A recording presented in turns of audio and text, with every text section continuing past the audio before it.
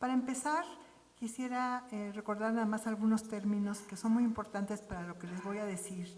porque nuestros pequeñitos, porque ustedes saben que en pediatría hablamos desde recién nacidos hasta adolescentes, el grupo de pequeñitos en los primeros meses de la vida pueden regurgitar, tener únicamente regreso de alimentos o secreciones previamente deglutidos sin que tengan problema, pueden tener un reflujo gastroesofágico fisiológico, que es el movimiento retrógrado de contenido gástrico del estómago al esófago en condiciones normales y que es muy frecuente en el primer año de vida, o pueden tener enfermedad por reflujo gastroesofágico cuando ya tenemos síntomas o complicaciones. Y esto, que se ve aparentemente muy sencillo, en la práctica clínica no lo es, porque muchos diagnostican enfermedad por reflujo cuando el niño realmente no tiene mucho. Por otra parte, también se ha hablado mucho de cómo se combina esto con los trastornos funcionales digestivos, y los lactantes en los primeros meses de vida cursan con diversos cambios de conducta por tiempos cortos. Todos han tenido bebés alrededor, presentan secuencias de sueño, periodos que están despiertos, tranquilos, irritables o agitados, con el término fuzziness americano que no ha tenido una buena traducción al español, llanto importante, que requieren ser alimentados con frecuencia, y entonces a estos niños los acusamos de reflujo, de cólico, enfermedad por reflujo, estreñimiento, disquesia, y finalmente frecuentemente son sobretratados. Vamos a empezar con lo interesante que se presentó. Faltó la segunda diapositiva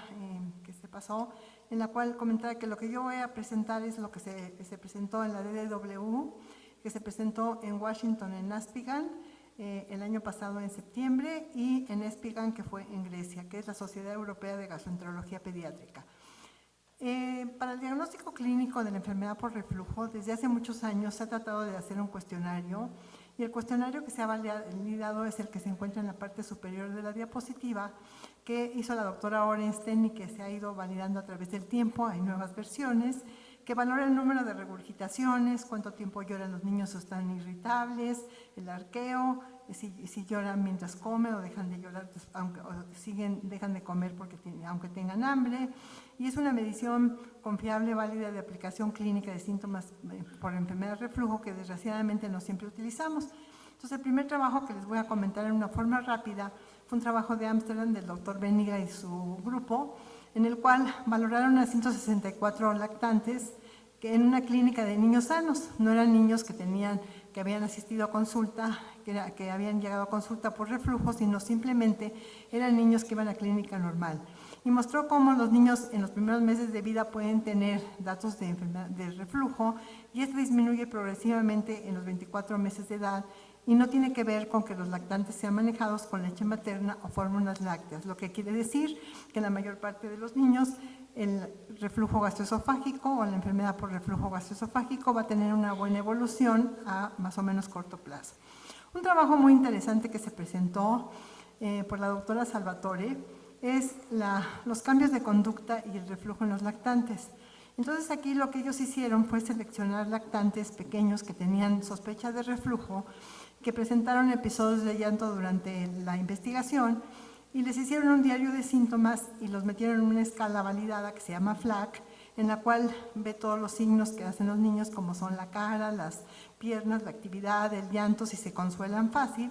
Y además a todos esos niños les hicieron pH-metría e impedancia magnética intraluminal, y así diagnosticaron datos de reflujo. Lo que ellos vieron es que en 75 lactantes que estudiaron, vieron que el 68% de los episodios de llanto no estaban asociados al reflujo, y que a fin de cuentas tampoco se extrapolaban mucho los datos de esta escala de FLAC. El reflujo ácido débil sí fue el valor más elevado comparado con eventos de reflujo, y como conclusiones tienen ellos que la mayor parte de los episodios de llanto y dolor no se asocian con reflujo, y como veremos cuando hablaremos de tratamiento, esto quiere decir que sobrediagnosticamos el reflujo y la enfermedad por reflujo, y de alguna forma la extensión de reflujo concomitante no se predice con esta escala.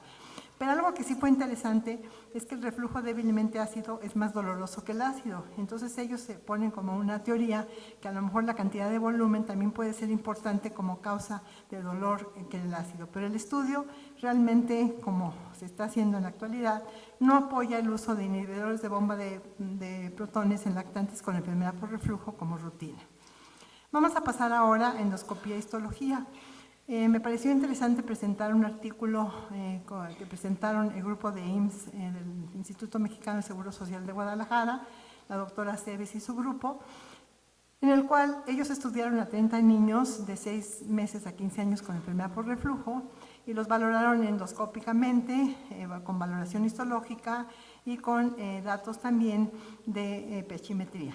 Entonces lo que vieron ellos que en este grupo 7 pacientes tuvieron más de una escala más de 1 histológico, o sea, tenían grado de esofagitis moderada grave, 3 tuvieron realmente una esofagitis importante por biopsia y en endoscopía y un índice de reflujo de más de 7%, pero en endoscopía 19 pacientes tuvieron esofagitis leves, 1 tuvo esofagitis por grado 3 y 17 tuvieron un índice de reflujo de más de 7. 4 pacientes no tuvieron cambios histológicos y ellos como conclusión tienen que el estudio de la mucosa esofágica desde el punto de vista histológico tiene mayor valor diagnóstico que el de los hallazgos endoscópicos, microscópicos y pechimetría, y en realidad en la práctica de todos los días sí se busca en pediatría que siempre se realicen biopsias cuando se hace una panendoscopía, y es algo que creo es importante. Vamos a pasar ahora a la pechimetría e impedancia desde el punto de vista pediátrico. El año pasado se publicó un artículo importante en el Journal of Pediatric Gastroenterology and Nutrition, que es el órgano oficial de la gastroenterología pediátrica a nivel mundial, en el cual este grupo también de Ámsterdam reportaron el seguimiento de pechimetría e impedancia en 162 lactantes y 42 niños durante un año. Detectaron que se consideraban positivos cuando tenían 6.8% el índice de reflujo en lactantes y 12.8% en niños. Y ellos lo que vieron es que al valorar a los niños nos puede ayudar a hacer este estudio para ver si este índice de reflujo inicial es alto, se va a asociar con la persistencia de síntomas gastrointestinales a los 3 meses y varios síntomas durante un año. Otro artículo muy importante publicado italiano el año pasado, a finales del año pasado, es la relevancia clínica que tiene la pechimetría, la impedancia magnética realmente en la práctica de todos. Y aquí vamos a ver del lado izquierdo lo que se conoce, no lo voy a leer todo, pero creo que la importancia es que podemos decir que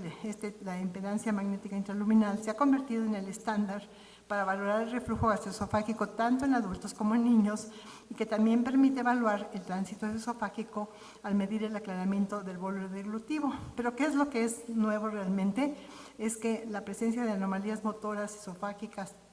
y un reflujo ácido excesivo es altamente predictiva de valores basales bajos de impedancia en los niveles proximales y distales del esófago. Ya vimos un poco en las pláticas anteriores. Permite conocer fenómenos que ocurren en la luz o paredes esofágicas y tiene un valor discreto en la evaluación de la enfermedad por reflujo y la dismotilidad esofágica. La valoración de la impedancia magnética facial permite también al clínico el decidir si necesita otros estudios. Uno de los estudios que se presentaron es el grupo de la doctora Marina Orsi de Buenos Aires, Argentina, y el doctor Cohen, y ellos hicieron un estudio retrospectivo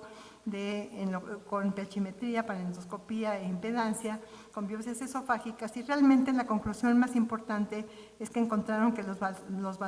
valores basales de impedancia magnética intraluminal bajo se asocian con una predicción del 100% de esofagitis grave. También en cuanto a pechimetría e impedancia, hubo algunos artículos importantes de un tema que me parece elemental, creo que tanto en pediatría como en adultos, que es las manifestaciones respiratorias que tienen los niños y adultos y que catalogamos como enfermedad por reflujo. En México, en pediatría es frecuente y siempre queda la duda si el niño tiene reflujo gastroesofágico o si tiene alergia o tiene las dos cosas. En un estudio italiano que se valoró realmente la relación de los datos que se tenían con pacientes con disfagia, y se vio que realmente los pacientes con reflujo muestran una exposición débil al ácido en el esófago distal y menos episodios de reflujo gastroesofágico ácido que pacientes con enfermedad por reflujo con síntomas gastrointestinales, en lo cual probablemente la pechimetría de 24 horas y la impedancia pues nos ayude a ver qué está pasando durante estas 24 horas. Otro estudio importante es de la doctora Rosen, una gente que ha trabajado mucho en Boston, Massachusetts, y ellos lo que hicieron fue ver la asociación de los problemas de laringe, y sobre todo problemas de laringitis valorada o edema laringeo valorado por otorrinolaringólogos, y analizó una escala que está descrita y que está validada, laringe de reflujo, para calificar la inflamación de la laringe, y encontró una muy pobre correlación entre la escala y cualquier parámetro de reflujo, y lo hizo con diferentes tipos de otorrinos y se vio que realmente los datos que se encontraban realmente tenían validez. Y por último, Menegui tampoco encontró una correlación entre el eritema o edema laringio y los datos de reflujo por escala laringea y concluyó que en niños con este tipo de problemas no se deben iniciar inhibidores de bomba de protones en base a los hallazgos laringoscópicos, que sabemos que en la práctica clínica pues, se utilizan todos los días. Esta diapositiva la tomé de Espigan, del Congreso Europeo,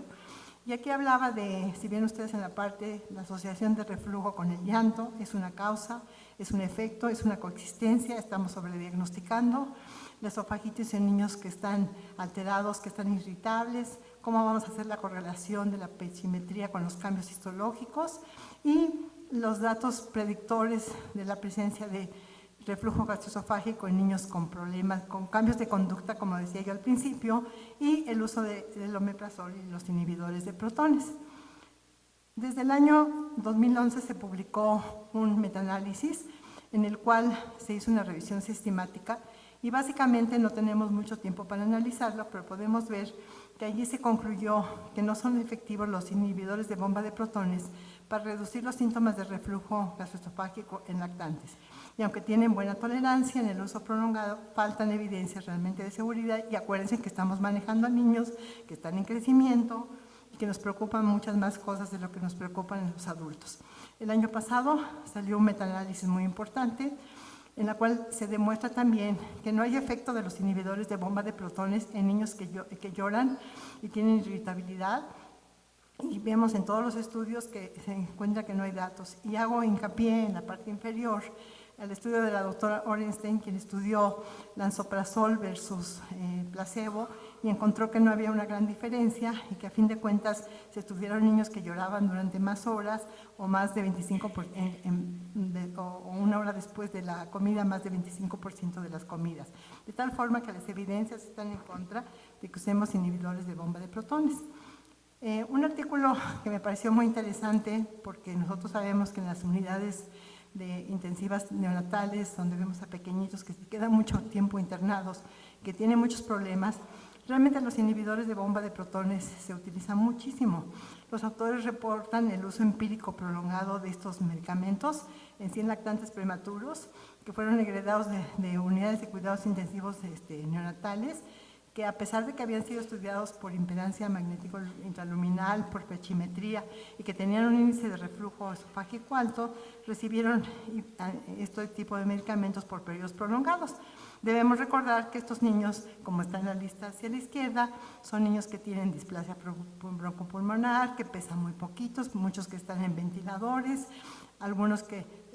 fueron sometidos a gastrostomía, fundoplicación, es un grupo muy complicado. Pero se ve que, a fin de cuentas, se utilizan los inhibidores de bomba de protones a largo plazo sin tomar en cuenta qué es lo que estamos haciendo. Y eso no sucede nada más allí, también sucede en nuestro país. El grupo del doctor Yargelia, también de Estados Unidos, en este artículo concluyeron que a pesar del uso de la tecnología, que ya tenemos que en este artículo sí se empleó, los médicos no prescriben los inhibidores de bomba de protones en forma uniforme y lo indican en tiempos prolongados de tratamiento. Y volvemos a hacer énfasis, acuérdense que son niños pequeñitos. Y es necesaria una evaluación cuidadosa de síntomas y diagnóstico de enfermedad por reflujo en prematuros para estandarizar el uso y la duración de los mismos. En cuanto a tratamiento médico, me pareció muy interesante 2 artículos que se presentaron que tienen que ver con un concepto que me parece muy interesante, ya publicado desde hace varios años, que es que los inhibidores de bomba de protones son metabolizados en forma importante por el sistema enzimático citocromo hepático, B450 y 550, y por estas enzimas, de las cuales nos interesa sobre todo la CYP2C19, que es responsable de la biotransformación del pantoprazol y del esomeprazol. Y se dice que tienen polimorfismo genético, que puede ser el metabolismo rápido en 70% de los causáticos y en menores, en otros intermedio o lento. Y entonces el grupo de Jacksonville, Florida, mostró la asociación de estos fenotipos con la cirugía antirreflujo. Y aunque tenemos poco tiempo para presentar, nada más quería comentar que hicieron estudios de muestras de tejido endoscópico después de la endoscopía de tratamiento antes de cirugía y reportaron que este fenotipo CYP2C19 en pacientes que realmente eran más sensibles, fue mucho más frecuente en los niños que requirieron fundoplicación al compararlos con los controles. Entonces dice que un genotipo de conocerlo puede ayudar a evitar un procedimiento quirúrgico. Esto también ha sido empleado ya en la terapia por Helicobacter pylori y más que nada es como para valorar la dosis adecuada que debemos usar de un inhibidor de bomba de protones. Y otro artículo más que se publicó en la DDW, también de este grupo, habló de esta asociación de este fenotipo metabolizador y de evolución, y se vio que a fin de cuentas estos variantes, digamos, de metabolizadores extensos hace que tengan mayor exposición al ácido, entonces sus datos de enfermedad por reflujo pueden ser realmente más importantes. Por último, el tratamiento quirúrgico también se tocó. Para nosotros los pediatras es frecuente que los niños requieran gastrostomía endoscópica, que es un procedimiento que se realiza en niños con daño neurológico, problemas neuromusculares y a veces reflujo, frecuentemente por dificultades de alimentación oral. Y realmente se ha debatido y los cirujanos son muy propensos a pensar que hay que hacer al mismo tiempo una cirugía antirreflujo junto con este procedimiento sencillo. El grupo francés de Gauthier y demás presentaron realmente un reporte en el cual niños habían sido manejados con esta gastrostomía endoscópica percutánea y se vio que de 326 niños, 56% tenían alteraciones neuromusculares y fueron seguidos por una edad media de 3.5 años y se vio que realmente generalmente estos niños se les hacía el procedimiento por alteraciones de la alimentación o con o sin falla de crecimiento. Y se vio que los niños que no tenían reflujo previo solamente el 11% tuvieron reflujo, pero el 25% que tenían reflujo previo empeoraron y algunos requirieron realmente cirugía antirreflujo, pero en general se dice que los riesgos de hacer esta cirugía pueden agravar al niño y no se justifica una cirugía antirreflujo de rutina en el momento. Me parecen importantes esos artículos porque enfatizan lo que ya sabemos desde hace algunos años y es el concepto actual. Y por último, el último trabajo que les quiero comentar rápidamente es un estudio de Michigan, de Estados Unidos, de 566 niños que fueron sometidos a fundoplicación de Nissen, en los cuales se valoraron el éxito quirúrgico en base al uso realmente, encontraron que tenían necesidad del uso de medicamentos en forma importante. Eso lo sabemos, los adultos también se operan y muchas veces requieren tratamientos y en realidad se considera que es importante seguir a los niños, ver cuál sería el protocolo y sobre todo los niños con daño neurológico frecuentemente necesitan tratamiento. Este último artículo, que es de Atlanta, Georgia, habla de que en la revisión de la eficacia de fundoplicación de Nissen en 239 pacientes, valorada por el estudio de pH impedancia, mostraron que los trazos de impedancia indican si estos pacientes tienen muy pocos episodios de reflujo y se podría utilizar realmente para valorar la evolución postoperatoria. Como conclusiones, nada más quiero comentar los siguientes. Existe el paradigma de diagnóstico clínico de enfermedad por reflujo en el primer año de vida sin necesidad de estudios complementarios. si el niño no tiene complicaciones como son sangrado, baja de peso o falla de crecimiento, pero sin embargo, uno de los énfasis que se recalca y se sigue recalcando es la recomendación de no usar inhibidores de bomba de protones en menores de 1 año, y la pregunta que nos tenemos que hacer es, todavía no sabemos cómo identificar bien a los lactantes que los necesitan. Valorar a los niños con reflujo con manifestaciones respiratorias versus alergia requiere más evidencia, lo vimos con los estudios de laringe, etcétera. Y una pregunta que nos tenemos que hacer los pediatras es si deberíamos integrar a la práctica clínica diaria el estudio de pechimetría e impedancia en niños pequeños a nivel diagnóstico, no nada más en algunos casos, porque nos plantea problemas muy importantes de costo-beneficio. Por su atención, muchas gracias.